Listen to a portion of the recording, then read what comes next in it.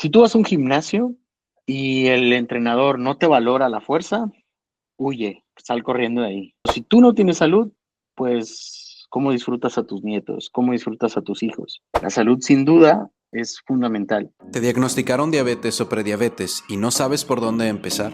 Este espacio es para ti. Bienvenidos a Diabetes y Estilo de Vida, el podcast donde aprenderás a entender tu cuerpo, comer mejor, activarte y a lidiar con todas las emociones que acompañan tu diagnóstico.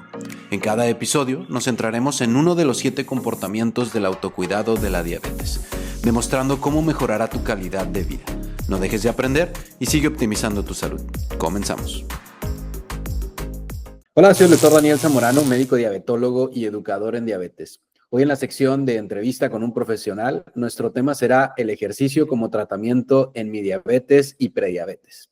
Con nuestro invitado, el licenciado Carlos Borbón, quien es licenciado en actividad física y deporte. Un gusto tenerte, Carlos. ¿Qué tal, Daniel? Ser de los pioneros en este proyecto es un reto bastante interesante y qué gusto que me invites a estar acá contigo. Sí, pues el primer episodio que esperemos sea uno de muchos y tratando de llevar a la comunidad de resistencia a la insulina, diabetes y prediabetes la mayor información que podamos darle. Es importante que sepan que esta información siempre debe ser guiada por el personal capacitado en salud y no solo basar su criterio en este episodio.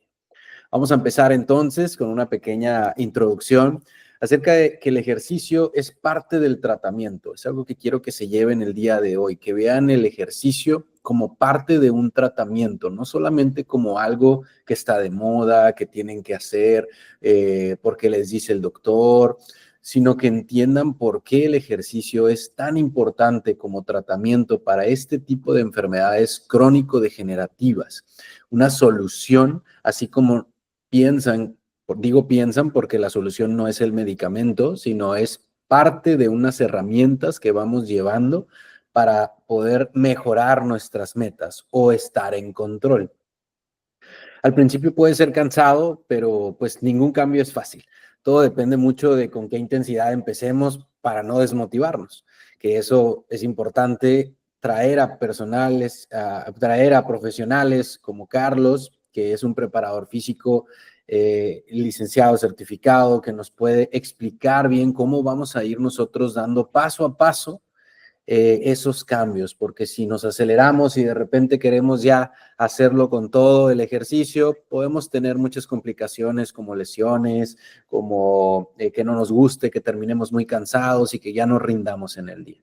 Esperemos que les guste y vamos a empezar entonces con la primera pregunta. Carlos, ¿listo? Adelante, adelante. Muy bien, entonces sería, ¿cuánto ejercicio tengo que hacer si tengo diabetes? Es una excelente pregunta. La verdad es que la escucho bastante en consulta, constantemente con los pacientes, y no solamente con pacientes con esta patología. La verdad es que es una pregunta bastante recurrente porque no sabemos cuánto. La Organización Mundial de la Salud, Dani, hasta tiene unos parámetros bastante interesantes que marca en sus manuales, y ellos marcan y recomiendan 150 minutos de actividad física semanal. Sin embargo, lo divertido e irónico también de esto, y es una crítica bastante fuerte que le hago obviamente a la Organización Mundial de la Salud, es que el parámetro está muy vago, o sea, queda muy, muy abierto. 150 minutos equivalen a 30 minutos diarios aproximadamente, y, pero no te dicen el cómo. Entonces, si nos guiamos con la norma o en este caso el manual de la Organización Mundial de la Salud, así mismo como el del American College of Sport Medicine, pues nos recomiendan, sí, realizar 150 minutos de actividad física de moderada a intensa. Sin embargo, el moderado intenso para ti es muy diferente para mí como para otra persona. Entonces, la verdad que es un reto. A nosotros es un reto bastante grande poder, eh, pues, guiar esa afirmación que la Organización Mundial de la Salud nos da y definir con exactitud el cómo, porque al final de cuentas ya tenemos el qué tengo que hacer, pero no tengo el cómo. El cómo es definir, obviamente, la intensidad de esos 150 minutos que tengo que realizar. Eso es lo más importante. Entonces, pero respondiendo a tu pregunta, es ¿cuánto? ¿Cuánto? Pues bueno, son 150 minutos, lo recomendado por la Organización Mundial de la Salud, así mismo como por el manual del American College. Sin embargo, la diferencia va a ser o va a recaer en la intensidad del trabajo a realizar. Si lo voy a realizar a una intensidad controlada por frecuencia cardíaca, del 50 al 60%, del 60 al 70, del 70 al 80, del 80 al 90 o del 90 al 100. Cada una de esas intensidades va a generar cambios fisiológicos diferentes y que son necesarios, que son muy necesarios para mejorar la calidad de vida de las personas. La verdad es que tú lo decías al principio de, del proyecto, perdón, del podcast, tú lo decías, oye, es que el, el, el, la actividad física es fundamental, ¿no? Y yo te voy a decir, ¿sabes qué? Sí, totalmente. De hecho, es la medicina menos prescrita y es la que debería de ser más prescrita por todos los médicos, ¿no? Entonces, pues bueno, espero te haya respondido a la pregunta. 150 minutos de actividad física, como la Organización Mundial de la Salud menciona. Sin embargo, lo más recomendable es de que sea de moderado a alto, lo que implicaría un trabajo de por arriba del 75% al 85% de la frecuencia cardíaca, que hay muchos parámetros que evaluar, ¿eh? La frecuencia cardíaca es un parámetro fisiológico que puedo tomar para prescribir el ejercicio. Sin embargo, hay muchísimos más, que si más adelante, si quieres, nos vamos adentrando a cada uno de ellos y te voy desmenuzando de cómo lo utilizaríamos para prescribir el ejercicio y mejorar la salud, ¿no? Que eso es lo que estamos buscando. Claro, totalmente, totalmente.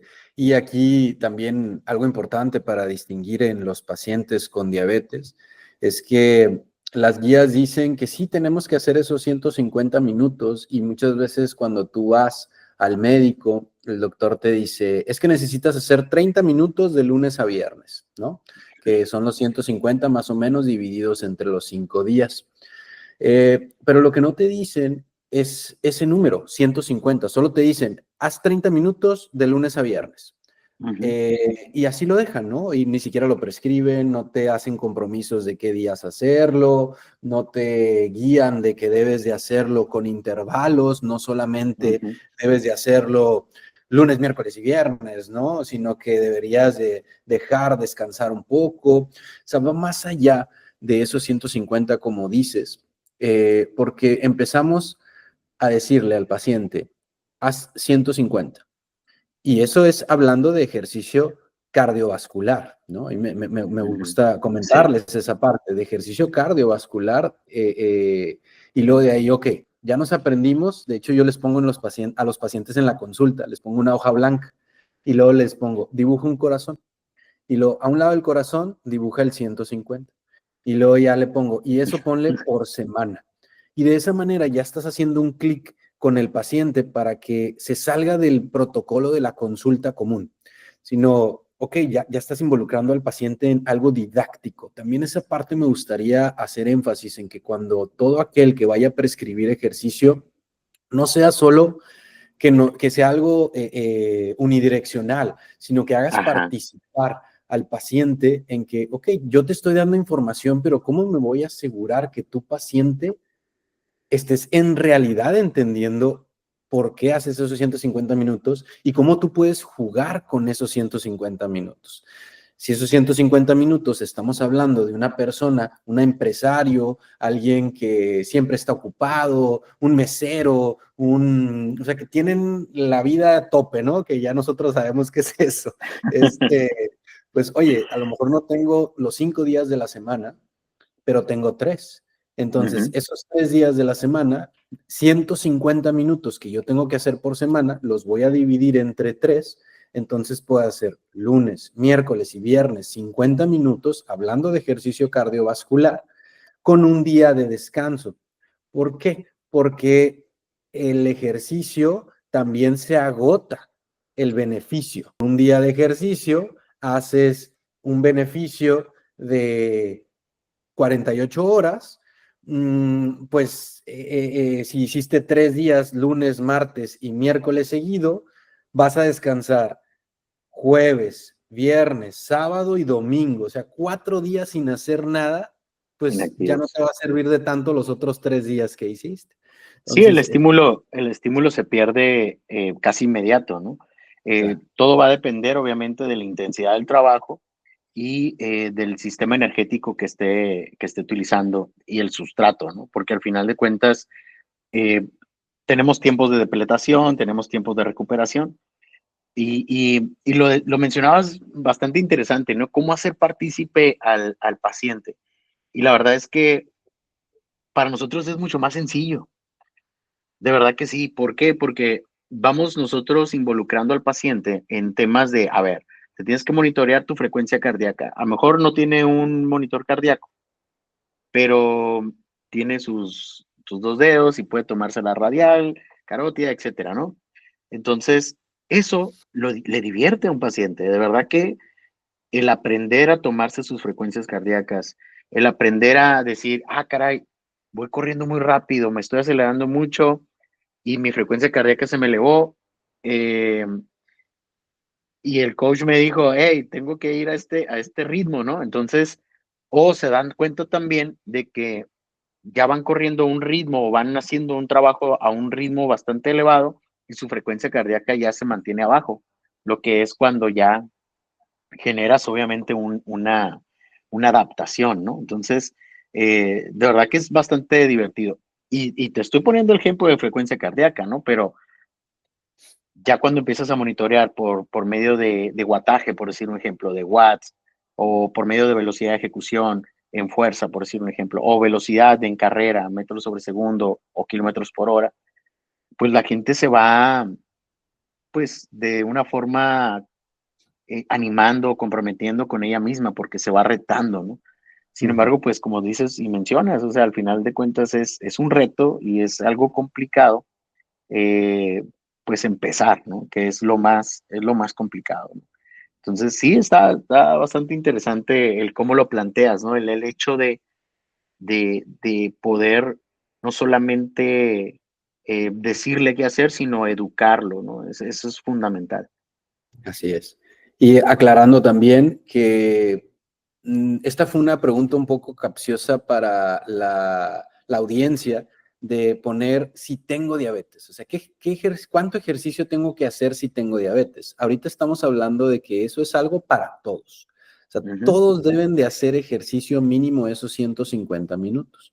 Pero claro que el paciente con diabetes se va a beneficiar más si hace un poquito más. ¿Por qué? Porque pues el ejercicio nos va a gastar el azúcar, nos va a gastar la glucosa.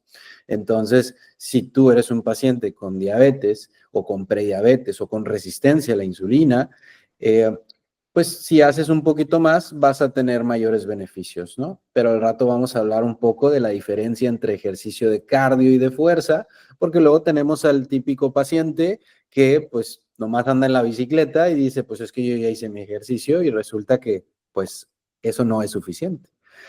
Exactamente.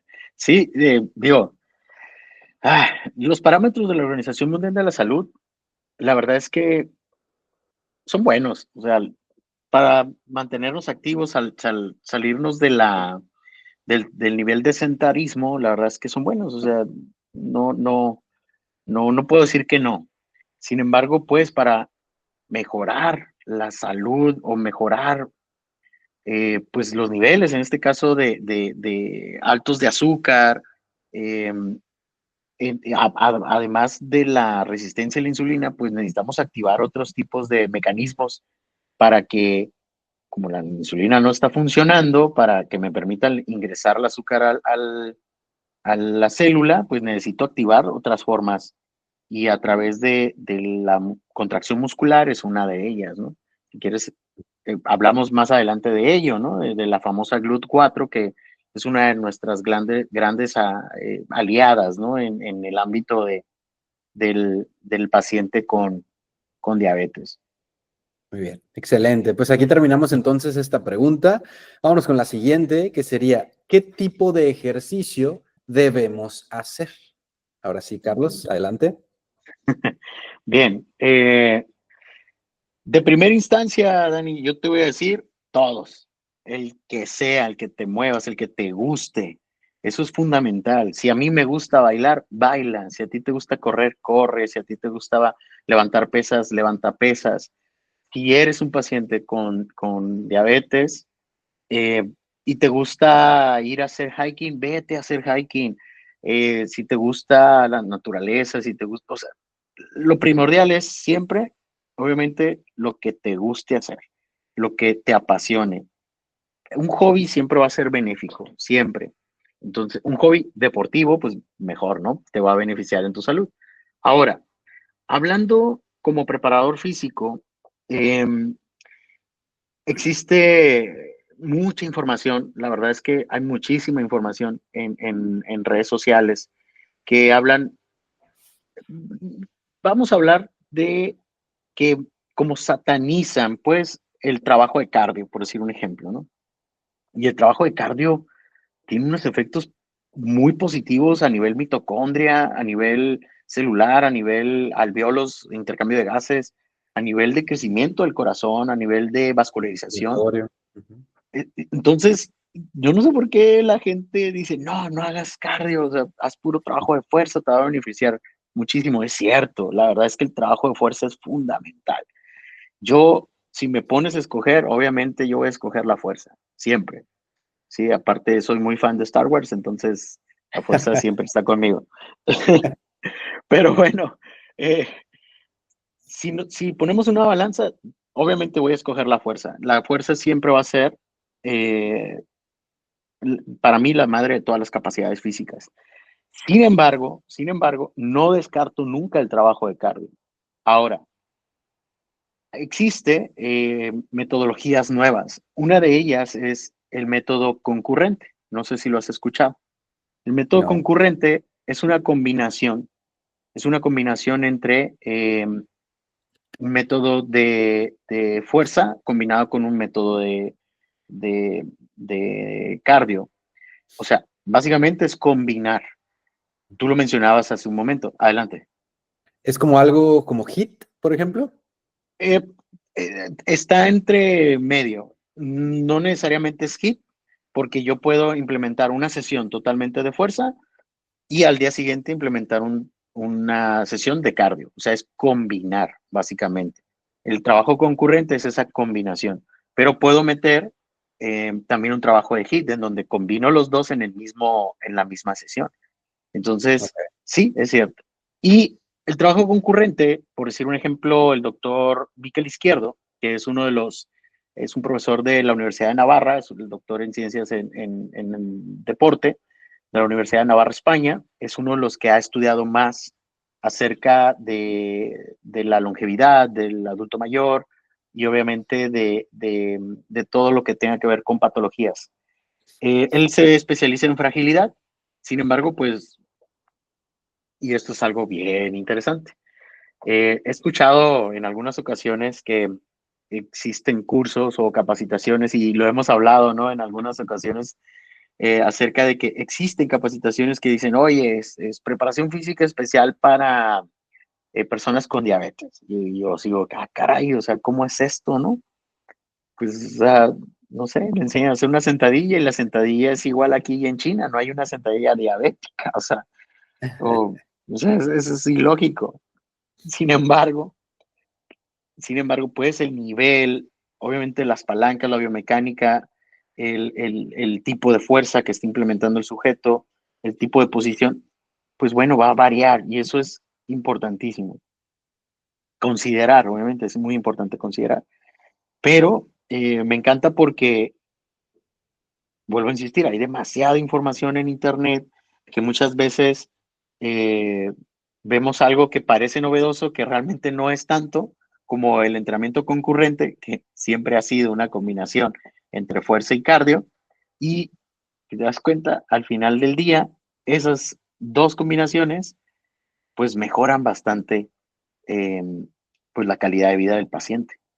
mucho, Ujú. mucho. He tenido casos de éxito tanto en personas con hipertensión, es más, personas sobrevivientes de cáncer de mama, está comprobadísimo que el trabajo de concurrente combinado entre fuerza y cardio mejora, pero por mucho, el nivel de calidad de vida de estas pacientes una vez pasado su proceso, ¿no? Entonces, si volviendo a la pregunta, ¿qué ejercicio debo realizar? Bueno, primero, el que te guste. Y segundo, pues obviamente, si te acercas a un preparador físico, lo primero que te debe de realizar, obviamente, es una serie de pruebas, valoraciones, obviamente, de tu médico, etcétera, etcétera, unas pruebas funcionales. Y lo mejor que te puede recomendar es trabajo de fuerza combinado con trabajo de cardio.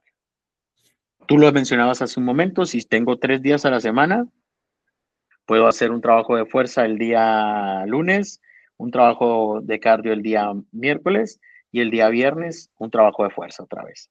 O un trabajo de HIIT, por decir un ejemplo. Y el HIIT te va a ocasionar unas agujetas que probablemente sábado y domingo vas a tardar en recuperarte para llegar otra vez al lunes. Entonces ya no sé. Esas son cositas, ¿no? Que podemos ir cambiando dependiendo obviamente del nivel, la intensidad y pues de las palancas también del sujeto, la biomecánica, la capacidad volitiva, entre otras, ¿no? O sea, que también son parte importante de lo que nosotros evaluamos constantemente. Claro, no, no, totalmente. Muy bien. Bueno, pues entonces vamos a pasar a la siguiente pregunta, que sería, ¿cómo podemos organizar el ejercicio en la semana? Ahora sí. Muy bien. Pues bueno, tomando en cuenta que si son 150 minutos de actividad física moderada e intensa, lo más recomendable es ir variando por grupo muscular. ¿Por qué? Porque tanto los sistemas energéticos se agotan, así como también, pues los sustratos, bueno, se agotan obviamente por el trabajo físico, se regeneran igual. eh, Sin embargo, pues el sustrato igual y muchos de estos sustratos, o dependiendo de el tipo de ejercicio o de la intensidad, va a generar tipos de desechos. Y estos desechos se tienen que volver a metabolizar y para poder regenerarse en ese sistema energético.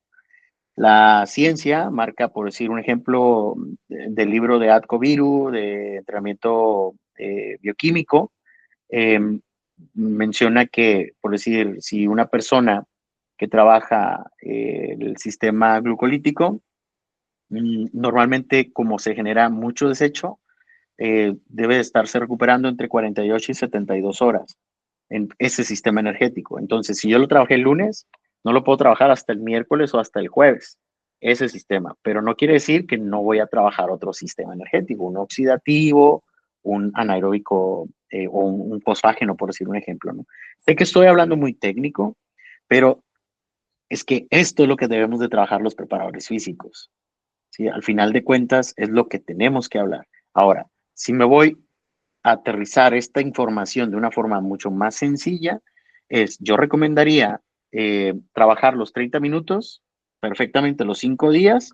¿Para qué? Primero, para generar una adherencia, que eso es importantísimo. Es mejor 30 minutos de actividad a nada. ¿Sí? Ujú. Entonces, si yo hago los 30 minutos, bueno, el día lunes puedo empezar caminando, ¿sí? Una zona de frecuencia cardíaca por debajo de los 60%, 70% para abajo. Eh, ¿Por qué 30 minutos? Bueno, partir de esa zona de trabajo voy a quemar carbohidratos, voy a quemar ácidos grasos libres, lo que es llamado triglicéridos y colesterol, y va a estar atacando eso, ¿no? Durante el ejercicio. Al día siguiente puedo trabajar una sesión de fuerza, por decir un ejemplo. Yo me iría a trabajo de tren inferior, piernas. Es un grupo muscular grande y en donde no solamente voy a quemar calorías y energía durante el ejercicio, sino que las agujetas o en este caso la regeneración de estos tejidos, eh, pues va a durar por lo menos de 6 hasta 8 horas, hasta 12 horas según los autores. Entonces, para ello, el cuerpo va a estar tomando energía de sus reservas.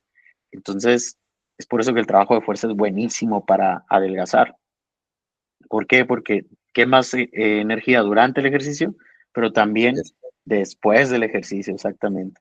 Entonces, voy al miércoles. El miércoles puedo trabajar un ejercicio de full body, por decir un ejemplo, con body weight training, puro trabajo de peso corporal, un tipo HIIT, si lo quieres ver así, con, con, con alta intensidad. El jueves puede ser mi día bajo y puedo volver a meter cardio, por decir un ejemplo, como el día lunes. ¿Por qué? Porque ya llevo acumulado 3 días de carga por uno de descarga. Entonces, para nosotros es fundamental jugar con esas dinámicas porque nosotros como entrenadores tenemos que cumplir con principios del entrenamiento. Y los principios del entrenamiento me dicen, uno, pues obviamente individualización de la carga. Dos, ondulación de la carga. O sea que si yo tengo que jugar en la semana con esos 5 días, tengo que ondular la carga. Pero también tengo otro principio que me dice principio de la aumento progresivo de la carga. Entonces ese aumento tiene que ir de menos a más. El lunes fue tranquilo, el martes subió un poquito, el miércoles subió un poquito más, el jueves tengo que descansar. ¿Por qué? Descansar entre comillas, ¿no? ¿Por qué? Porque al final de cuentas, otro de los principios de entrenamiento se llama carga-descarga y nosotros nos guiamos por una ley que se llama ley de Seile, ¿sí? O ley de la supercompensación, que nos dice que esta ley nos ayuda a aumentar nuestro rendimiento. ¿Qué quiere decir? Que cuando yo aplico una carga, se rompe la homeostasis que está en mi cuerpo y eh, si no le El doy descanso equilibrio. completo, Para los que no sepan manda qué somos haces. El equilibrio. el equilibrio entre la salud y la no salud, ¿no? Ajá. Imaginemos que aquí tenemos una línea donde en la parte de abajo es la no salud y acá es la salud.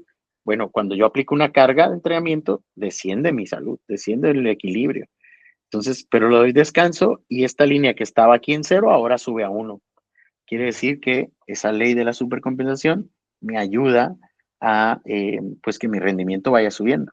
Aparte, está comprobadísimo que cuando metemos una intensidad en donde se generan de 4 a 6 milimoles de lactato en sangre, que es un metabolito que se genera por la metabolización de glucosa, eh, está comprobadísimo que estimula en este caso al sistema inmune. O sea que tenemos que tener sesiones intensas para que el sistema inmune también vaya mejorando. Entonces me hago más saludable, quemo grasa, quemo glucosa y le doy el equilibrio perfecto a mi cuerpo con todos los ejercicios que te acabo de comentar, tanto para mis pulmones, mi corazón, mi irrigación sanguínea, pero también para la fuerza y la contracción muscular, articular, movilidad articular, etcétera, etcétera, ¿no? Entonces, pues más o menos así es como deberíamos distribuir la carga de entrenamiento. Vuelvo a insistir, faltarían las intensidades, ¿no? Ok, ¿cuántas sentadillas? ¿Por qué ese peso? ¿Por qué por bodyweight training y no con unas mancuernas? ¿Por qué? O unas pesas rusas, por decir un ejemplo. ¿Cuándo sí, cuándo no? Ahí es donde recae el quehacer del profesional de la actividad física. ¿Y qué haces, por ejemplo, Carlos, que te llegue un paciente, bueno, más bien que te llame, te diga, ¿sabe qué, coach? Hoy no quiero ir. Hoy Sí, me siento sin ganas. ¿Qué le dices? ¿Qué le dices a ese paciente que yo lo he visto también con los pacientes en la consulta y yo les digo, ve, o sea, tú ve, no importa si no tienes ganas, si no tienes energía, preséntate. Lo importante es hacerle el que vaya, ¿no? Que esté ahí. ¿Cómo lidias con esto? fíjate que es exactamente, yo les digo, a ver, gánenle a su cerebro. O sea, que tú cuando ya no, cuando te preguntes, no quiero ir, que cuando te lo preguntes es cuando ya estés ahí. Yo siempre les digo eso. O sea, gánales a tu cerebro, desconecta tu cerebro, desconéctalo. Tú vete al gimnasio y ya cuando estés ahí, di, no quiero ir. Y empieza a trabajar sin ganas. Las endorfinas se van a encargar de hacer otra cosa. Entonces, Vas a salir endorfinado, vas a salir contento y demás.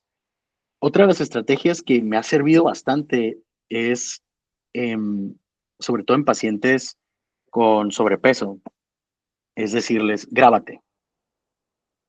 Una vez que termines tu sesión, graba un audio. Ese audio quiero que te digas 3 cosas. Una, ¿por qué estás agradecido el día de hoy? 2, ¿qué fue lo que te costó más trabajo? Y 3, ¿por qué estás orgulloso de haber terminado tu trabajo? O sea, el trabajo físico. Esas 3 preguntas. Y contéstalas, o sea, mándate un audio o grábate en la grabadora del celular. Yo les digo de favor, pues que me lo envíen, ¿no? También.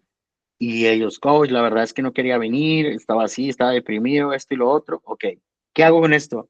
El día que no estés motivado o que no estés con ganas, escucha esos audios. Y me ha servido como no tienes una idea. La verdad es que funciona y funciona muy bien. Y hay días que la verdad, yo monitoreo mucho a mis pacientes con gadgets. Entonces, yo utilizo una plataforma que se llama Training Peaks, creo que ya la conoces, ¿no? Me da un dashboard, Me estaba la buenísima. presentaste? Sí, sí, sí. Es un dashboard, me arroja un dashboard de alrededor de, ¿qué te gusta? Alrededor de 120 ítems. Sí, la verdad es que es un dashboard bastante interesante en donde mido 4 parámetros fundamentales para mí, que es el estrés, obviamente la intensidad del trabajo y en este caso el volumen y el factor de rendimiento, si está funcionando el rendimiento o no. Y ese último factor le conocemos como TSB. eh, Está bien claro, el algoritmo de Training Peaks eh, me menciona, oye, si esta persona tiene menos 30, por decir, de TSB, este sujeto quiere decir que ya está fatigado, está cansado y necesita recuperación, ya sea, yo lo refiero, ya sea al fisioterapeuta o demás. Obviamente eso es un número, ¿no? O sea, pero lo estoy viendo, el número, y luego yo lo veo y le digo, ¿qué onda? ¿Cómo te sientes, no? No, pues bien, y veo que no me está rindiendo, pues yo prefiero 1000 veces parar. Y hay veces que prefiero 1000 veces decirle, descansa, no, ni te preocupes ahorita por entrenar, recupérate, que mañana te necesito fuerte. Y lo recomodamos, ¿no? Pero de verdad que me ha servido bastante el poder utilizar herramientas tecnológicas, como en este caso Training Peaks, que es una herramienta que se inventó, fíjate, para corredores y triatletas, pero que son muy inteligentes y que ya están creciendo hacia el ámbito de la salud, ¿eh?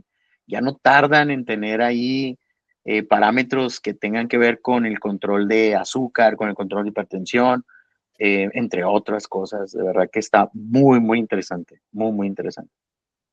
Muy bien, entonces pues es una herramienta útil para responder la pregunta, ¿no? De cómo podemos organizar el ejercicio. O sea, creo que usando la tecnología sería una de tus respuestas, ¿no? Sí, la verdad es que es como todo. Al final de cuentas, si no lo escribimos, se nos olvida. Ujú. Tú supongo que tienes una agenda, yo también, yo utilizo mucho la agenda electrónica, pero de verdad que intento que mis pacientes se vayan involucrando cada vez más con Training Peaks. Eh, Cada 6 meses normalmente les doy una plática en donde literal los siento en una escuelita y les digo, a ver, miren, así se ha comportado, así están, eh, esto es lo que quiero conseguir, etcétera, etcétera, etcétera, ¿no? Entonces, eh, me ha servido bastante eso. Pero volviendo a la pregunta anterior, fíjate que lo que más me ha servido es el hecho de que ellos que se graben y que se digan lo bonito que se han sentido o lo bonito que han sentido al terminar su trabajo, ¿no? El trabajo físico. De verdad que es bastante, bastante bueno eso. Muy bien, excelente. Pues entonces vamos a la siguiente pregunta, que sería, ¿qué debemos hacer antes de empezar a hacer ejercicio? Bien. Lo primero y fundamental es obviamente que si el paciente viene referido por parte del médico, eh, genial, porque él ya trae todo el historial y ya no necesitamos estar tan preocupados por ese sentido, ¿no? Eh, Segundo, vamos a suponer que el paciente no trae ese historial. Lo primero es generar un historial clínico. Normalmente solicitamos análisis sanguíneos, perfil general. No soy tan específico a menos de que el paciente refiera que tiene cierta condición, pero sí lo refiero, sí necesito, sí o sí, que lo genere un estudio sanguíneo. Electrocardiograma de 12 derivaciones. Me encantaría, la verdad, que todos pudieran hacerse una prueba de esfuerzo, pero es bien complicado. Es muy complicado y muy costoso. Si pudiera, sería formidable, sería lo ideal. No hay tantos lugares donde hay que se pueda realizar. Sí hay en Mexicali, pero es costoso. Eh, Básicamente con eso iniciamos. Ya hacemos la valoración, obviamente la hace un médico y nos da el ok, ¿no? Listo, ya puede realizar actividad física. Nosotros, paciente con diabetes, lo que hacemos es observar su hemoglobina glicada o glucosilada para ver cómo se ha comportado, obviamente, en los últimos 3 meses. También ver su bitácora. La bitácora es fundamental para nosotros. Nosotros tenemos una bitácora en FitCare en donde el paciente llega y el monitoreo como es diario, llega y en un formulario de Google mete su glucosa matutina. Con esto vamos viendo, pues obviamente el historial, ¿no? De él semanalmente. De esta manera podemos ver si ha fluctuado, si ha cambiado, si ha variado o si no. También vemos, obviamente, qué tipo de medicamento está tomando y qué tanto medicamento, porque realmente lo que nosotros buscamos es disminuir ese medicamento a través del medicamento de la actividad física. Si el medicamento tomado, tratar de disminuirlo o si podemos en su momento erradicarlo, sería formidable. Pero pues todo depende del trabajo que realicemos.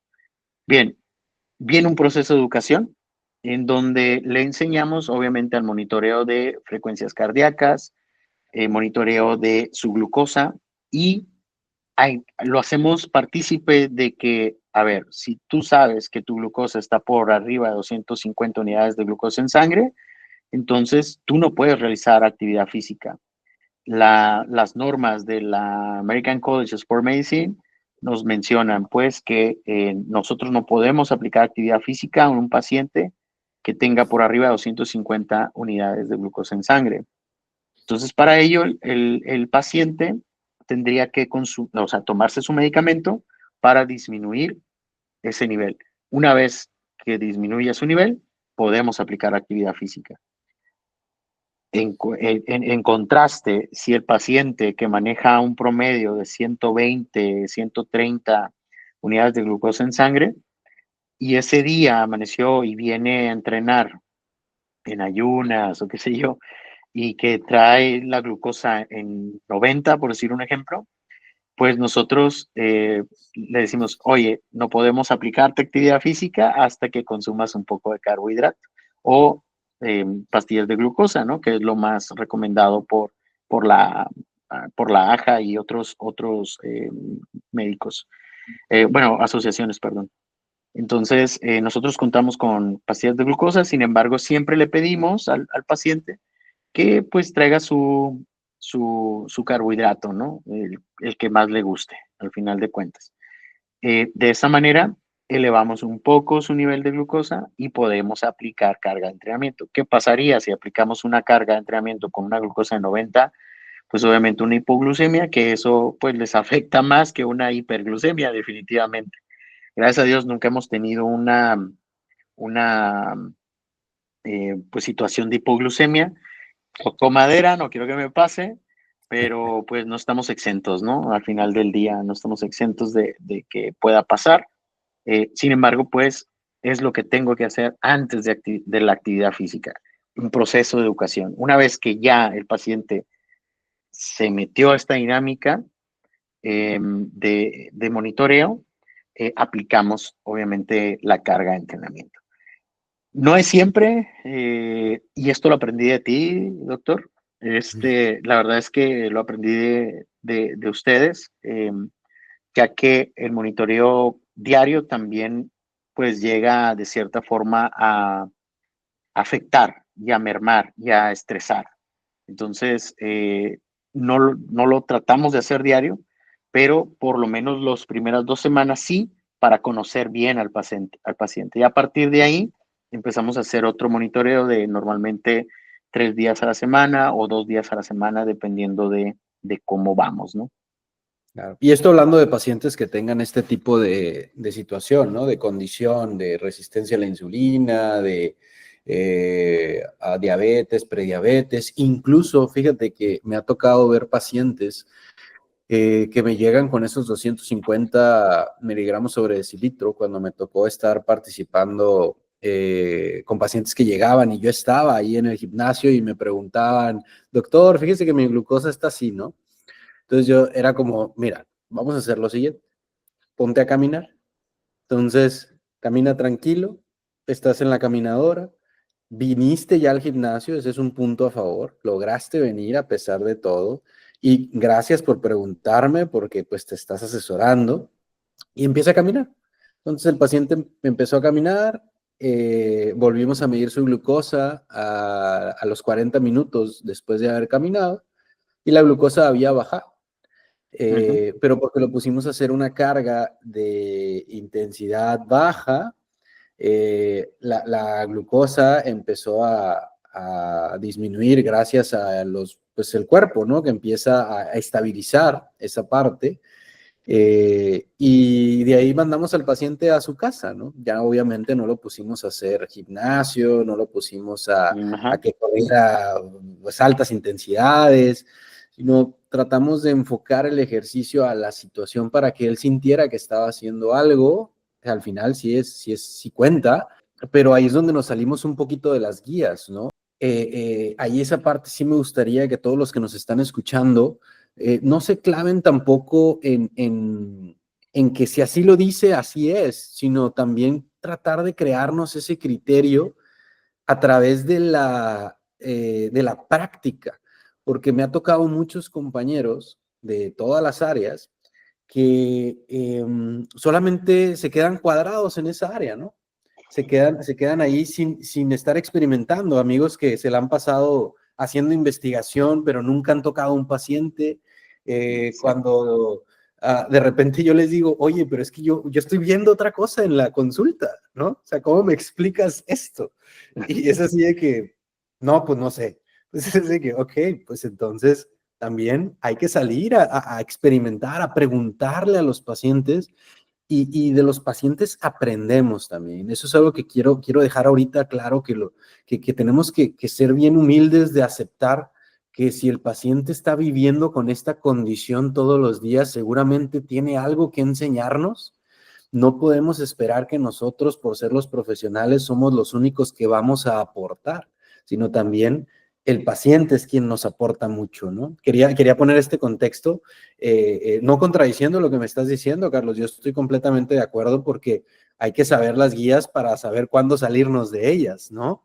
Porque Sí, ellos obviamente se basan en estadística y la estadística nos dice, oye, tienes un paciente de 250, pues tienes que valorar muchas opciones, sí, pero es un warning, ¿no? Es una red flag de que, pues mira, si el paciente está con síntomas, mejor mándalo a su casa a descansar, ponle un poquito más de insulina si lo requiere o dale otra estrategia, ¿no? Pero sí es algo que quería mencionar ahorita, ¿no?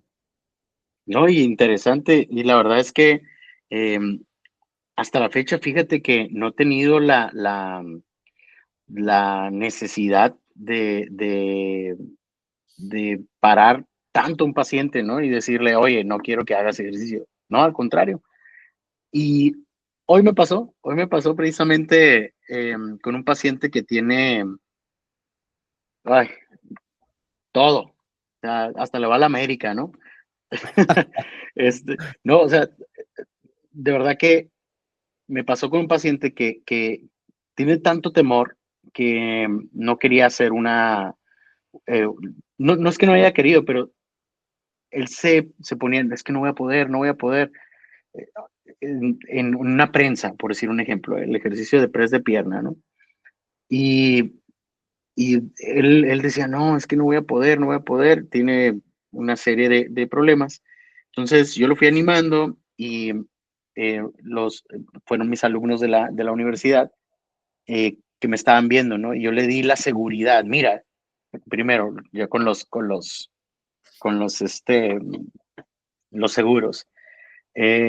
Vamos a hacerlo así, primero. Y aquí están los seguros, no te va a pasar nada. Bien, le agarró confianza, le quitamos un seguro, le quitamos el segundo seguro, terminó haciéndolo súper bien, con una RM tremenda del 100% de su peso corporal, por decir un ejemplo.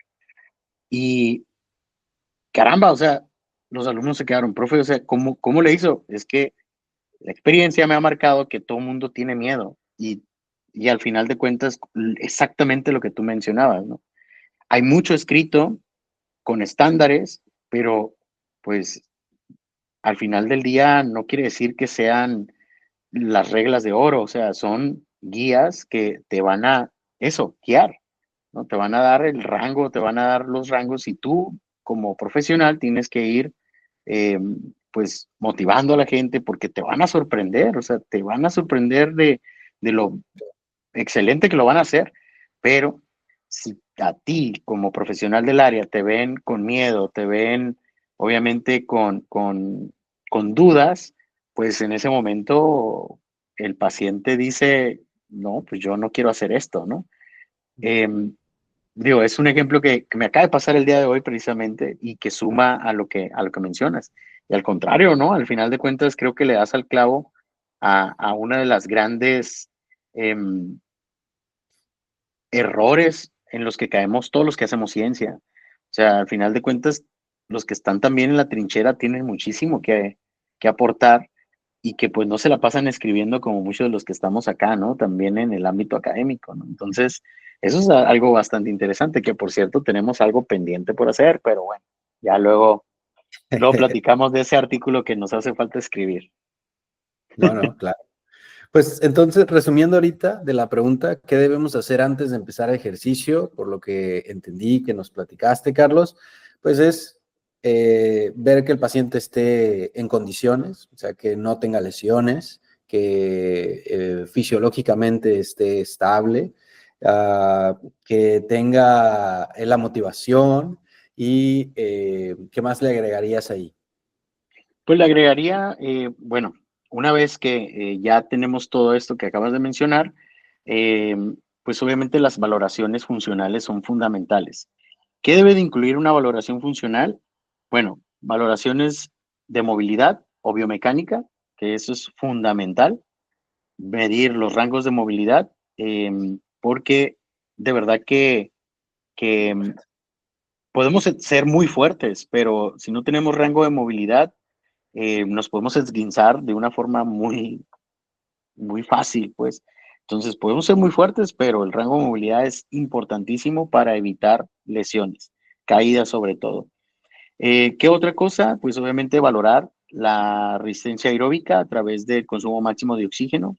Es un parámetro fundamental de salud hoy en día, se considera, a pesar de que es genético, eh, que tiene que ver con la edad, con el sexo, es lo de menos. Al final de cuentas es un parámetro bastante importante. Eh, el otro parámetro que es, yo creo, el más importante es la fuerza.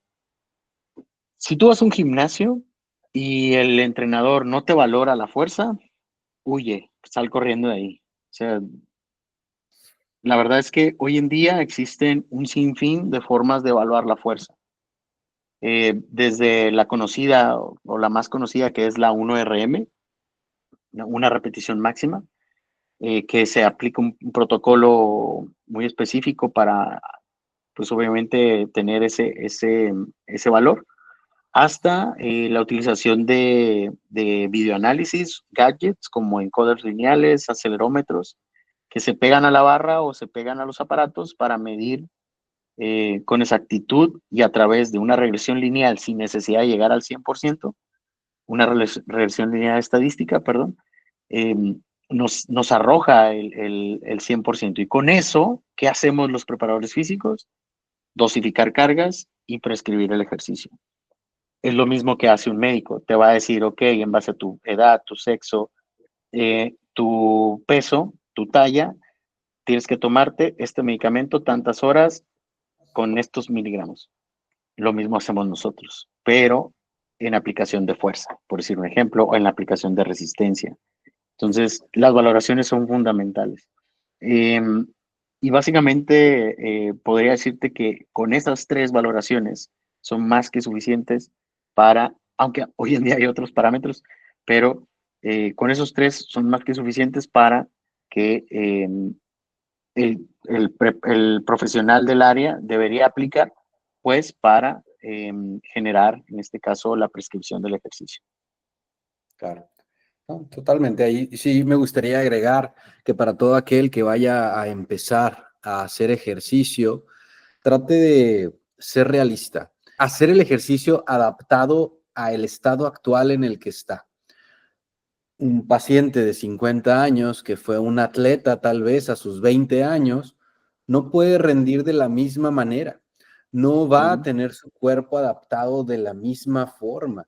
Mentalmente ellos se sienten preparados y seguro que si tú me estás escuchando y te identificas de que es que yo soy un atleta y a mí nada me va a vencer, créanme que he visto muchos pacientes que llegan a trauma, a shock trauma, ahí con una fractura o con un esguince, por sentirse aptos y su cuerpo no lo estaba. Por eso son tan importantes las valoraciones antes de hacer ejercicio, para prevenir accidentes, prevenir lesiones importantes, prevenir pérdidas de tiempo, porque si el paciente hubiera empezado despacito, poco a poco, preparando sus articulaciones, midiendo su glucosa, hablando de la diabetes, midiendo su presión, y que él le hagan un check, ok, ¿estás listo para empezar a hacer ejercicio?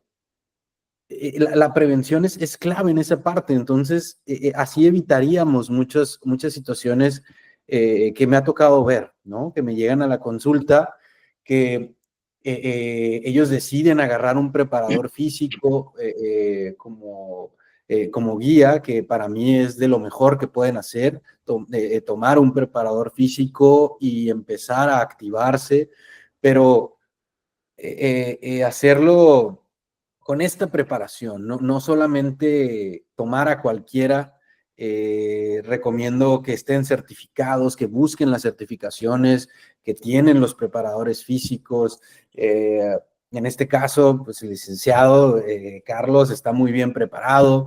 Él les puede llevar a hacer su proceso de empezar a hacer el ejercicio, porque es un proceso, es otra vez empezar a activarse, y los que nunca se han activado en su vida, porque también los hay, pues es adaptar otra vez, bueno, más bien, adaptar al cuerpo al ejercicio, ¿sí? No quieran empezar con todo, sean pacientes, eso sí es algo que les digo, háganlo, pero pacientes, y van a ver los resultados.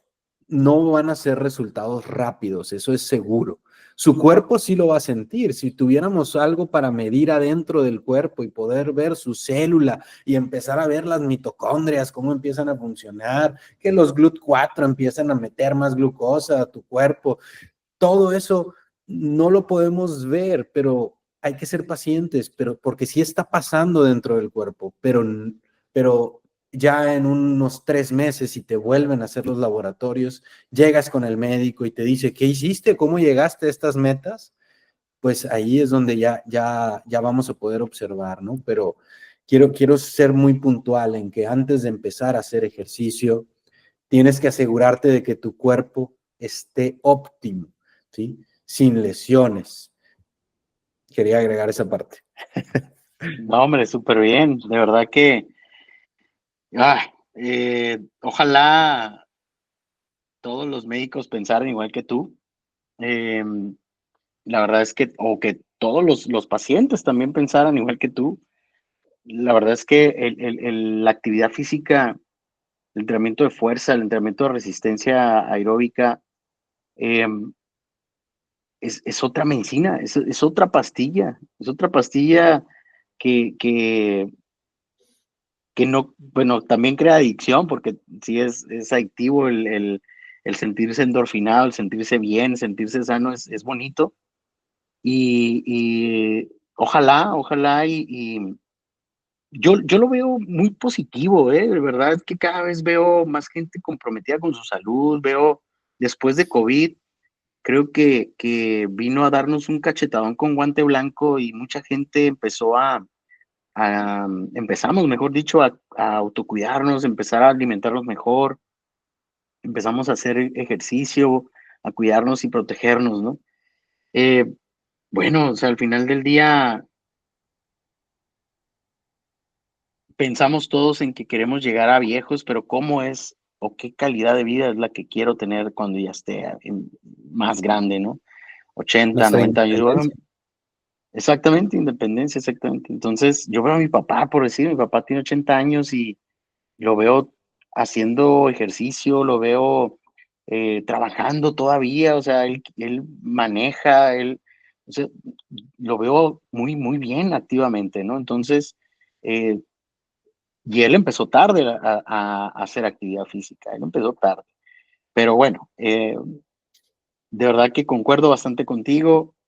Ojalá hay muchos pensaran igual que tú, sobre todo por mi gremio, o sea que la verdad ha sido bastante golpeado. La verdad es, y me sumo a tu opinión en donde exijan a sus entrenadores, obviamente las capacitaciones pertinentes. Hay muchísimas capacitaciones. Bueno, yo la verdad, a mí me encanta la NSCA o la NASAM, si no mal recuerdo. Ujú. De verdad que exijan esas certificaciones o gente que tiene posgrados como un servidor, ¿no? Que tiene maestría en ciencias, doctorado en ciencias del ejercicio, exijan la cédula profesional, que eso es importante también. Que yo creo que ya es importante empezar a solicitar la cédula profesional. Ojo, no garantiza eh, que sea Resultados.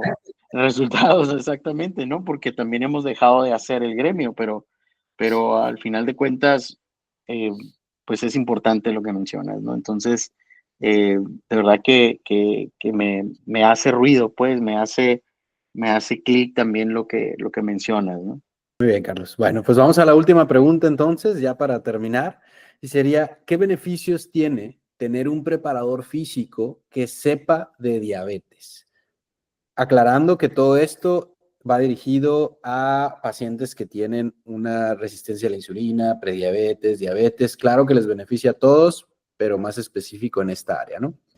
Bueno, el beneficio es muchísimo.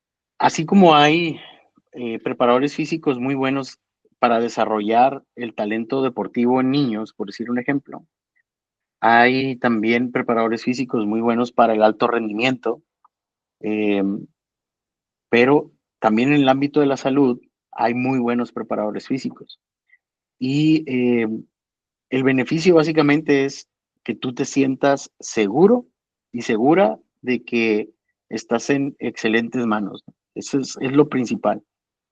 No hay nada más importante que tu salud, o no debería haber algo más importante que tu salud. Obviamente tu familia, pero si tú no tienes salud, pues, ¿cómo disfrutas a tus nietos? ¿Cómo disfrutas a tus hijos? Entonces, la salud sin duda es fundamental. Entonces, cuando tú te enfermas, pues obviamente vas al mejor médico, ¿no? O intentas ir al mejor médico para tratarte, cueste lo que te cueste, y si tienes la posibilidad de pagarlo, lo vas a hacer.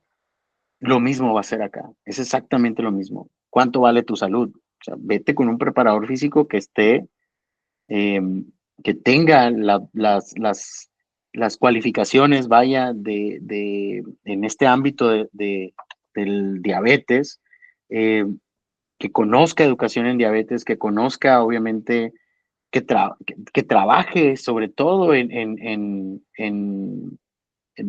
manera interdisciplinaria, ¿no? Que trabaje en colaboración con médicos, endocrinólogos, podólogos, nutriólogos, psicólogos, que no tema pues a escuchar y a ser criticado, porque eso es parte fundamental del trabajo colaborativo. Entonces, definitivamente el beneficio es abismal, es abismal. Yo lo veo mucho con atletas. Yo trabajé mucho tiempo con Soles de Mexicali, por decir un ejemplo. Y cuando llegué a Soles de Mexicali, estaban acostumbrados a trabajar como si fueran culturistas, jugadores profesionales. Sí, o sea, y yo decía, Dios, o sea, no puede ser, no puedo trabajarlo como si fuera culturista. O sea, el culturismo es una cosa muy diferente al deporte, baloncesto. Entonces, para ello, eh, pues yo me certifiqué, estuve buscando capacitaciones y demás, y el trabajo era totalmente diferente a lo que se hace en el culturismo, por decir un ejemplo. Lo mismo es acá, lo mismo es en el diabetes. Conocer de las cuestiones fisiológicas, un preparador físico que conozca de cuestiones fisiológicas, eh, de emergencias, que eso es importantísimo. ¿Sí? Una hipoglucemia, una hiperglucemia, qué hacer en el momento exacto, cómo medirlo, cómo detectarlo, eh, hasta otros tipos de emergencias es fundamental. Entonces, este tipo de preparadores físicos o profesionales de la salud en el ámbito de la condición física, sin duda son fundamentales en la, en el, en el mejoramiento, vaya, de la calidad de vida de estos pacientes. Vuelvo a insistir, no existe una sentadilla diabética, ¿no? No existe, pero eh, la sensibilización que estas personas puedan tener para este tipo de pacientes es fundamental. Esa es una. Dos, que conozcan, eh, pues, tal vez aquellos recovecos en donde estos tipos de pacientes puedan tener algún problema eh, cercano o futuro y tratar de evitarlo, eso es fundamental también. Y esto nada, no, esto te lo da simplemente la persona que ha estudiado, que conoce y obviamente que ha trabajado con este tipo de pacientes. Entonces,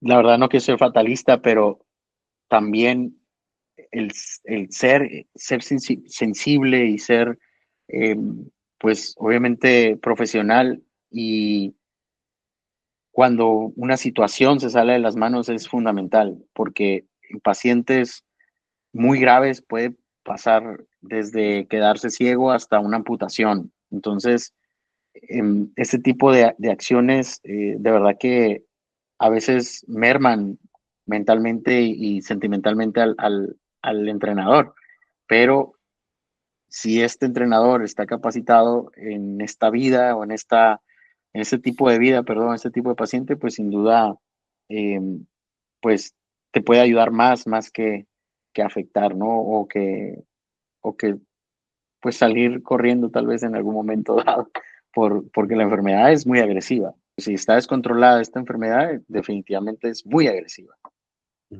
Que se puede controlar, adelante, pues es claro que sí, o sea, para eso estamos acá, ¿no? Bueno, pues entonces aquí tuvimos al licenciado Carlos platicándonos un poquito acerca del ejercicio y tratando de relacionarlo a la diabetes. Carlos, no sé si quieras comentar algo antes de terminar el programa. Sí, la verdad es que primeramente agradecerte, obviamente, por la invitación, tu amistad, obviamente, sin duda es invaluable para mí, y te felicito por este proyecto. Yo te lo dije en su momento, em, creo que estás para cosas grandes y la verdad sumar un poquito a lo que estás haciendo me llena de orgullo, la verdad. Te lo digo, no es no es baba de perico como le llaman allá no, en otras partes, pero de verdad creo que necesitamos más profesionales como tú, necesitamos más, necesitamos ser más, porque necesitamos ser más visibles. La verdad es que esta patología, como otras muchas, eh, son tan fáciles de controlar si cambiamos hábitos. Y la verdad es que eh, el hecho de que tú estés aquí tratando de educar, porque al final de cuentas eso es educación, mm, creo que es aportar algo, aunque sea un granito de arena, o mover una piedra de esa montaña que tenemos que mover a otro lado, pero el que me hayas invitado, de verdad, muchas gracias y pues bueno, a darle para adelante. Muchas gracias, Carlos. Y pues también ahí tienen a Carlos, que es dueño de Fit Care. No sé si quieres platicarnos un poquito de Fit Care antes de cerrar el programa, Carlos, invitándolos para que vayan y que conozcan a los profesionales que están haciendo bien las cosas. No, pues muchas gracias. Sí, FitCare es un estudio boutique, es un gimnasio boutique totalmente enfocado al entrenamiento de fuerza para pacientes con salud comprometida. Estamos hablando de eh, diabetes, hipertensión, sobrepeso, obesidad, fragilidad y próximamente voy a estar atendiendo a sobrevivientes de cáncer de mama. Este, el gimnasio tiene el objetivo, vaya, de mejorar tu calidad de vida a través de la actividad física, a través del entrenamiento enfocado al trabajo de fuerza, como ya lo hemos hablado, ¿no? Tenemos, de verdad que se me hace un proyecto tan interesante porque no solamente estamos intentando mejorar la calidad de vida, sino que también la calidad social. Pandemia de verdad que vino a separarnos un poco de cierta forma, a hacernos más ermitaños.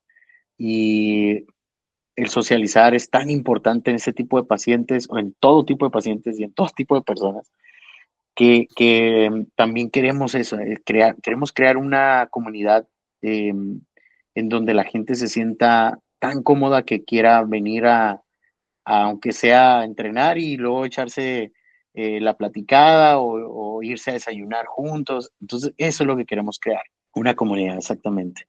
Tenemos actividades de entrenamiento individualizadas. Como ya lo mencioné, el trabajo tuyo y el trabajo mío son totalmente diferentes porque tu condición es diferente a la mía y lo mismo sucede en cualquier otra patología. Entonces, son trabajos individualizados, tenemos evaluaciones iniciales, tanto biomédicas como funcionales. Somos, y la verdad es que esto lo tengo que gritar a los cuatro vientos y la verdad te agradezco mucho que me hayas dado el espacio. Somos el primer gimnasio cardioprotegido y puedo apostar que de todo México. Eh, Aparte de estar capacitados en RCP, en atención obviamente, primeros auxilios, primer respondiente, también estamos capacitados en desfibrilador automático y somos el único gimnasio que tenemos desfibrilador automático para cualquier contingencia. Han pasado accidentes en gimnasios comunes y corrientes eh, que no atienden este tipo de patologías, pues nosotros tenemos que protegernos de cierta forma y pues bueno, somos el primer gimnasio que cuenta con un DAE. Aparte pues de que estamos ya a punto de obtener la certificación del BLS de la AJA y tenemos ahorita la certificación de la Secretaría del Trabajo con respecto a protección civil, en este caso de RCP y búsqueda de rescate. Uso de desfibrilador automático y estamos a punto de tomar el de bomberos, de utilización de extintores. Pero bueno, la verdad es que sí lo presumo porque no fue fácil conseguir un desfibrilador y obviamente la certificación de la AJA, pues bueno, está abierta y demás, pero bueno, es importante mencionarlo, ¿no? FitCare está abierto para toda la comunidad. Estamos ubicados por Avenida Madero, 1219 en la Colonia Nueva, en Plaza Gala, así búsquenlo en Google, Plaza Gala Mexicali, y somos el local número 4, ahí nos pueden encontrar. Son clases totalmente personalizadas, no máximo de 4 personas por hora. Y pues bueno, estamos abiertos desde las 5 de la mañana hasta las 8 de la noche para pues servirles. Y pues bueno, ahí estamos. Muchísimas gracias. Licenciado, muchas gracias por regalarnos un poquito de su tiempo y su conocimiento. Estuvimos muy contentos de tenerte. Agradecemos a los que nos vieron. Si te gustó, deja tu like y síguenos para saber más de tu salud. Los esperamos la próxima semana aquí en Diabetes y Estilo de Vida. No dejes de aprender y sigue optimizando tu salud. Gracias.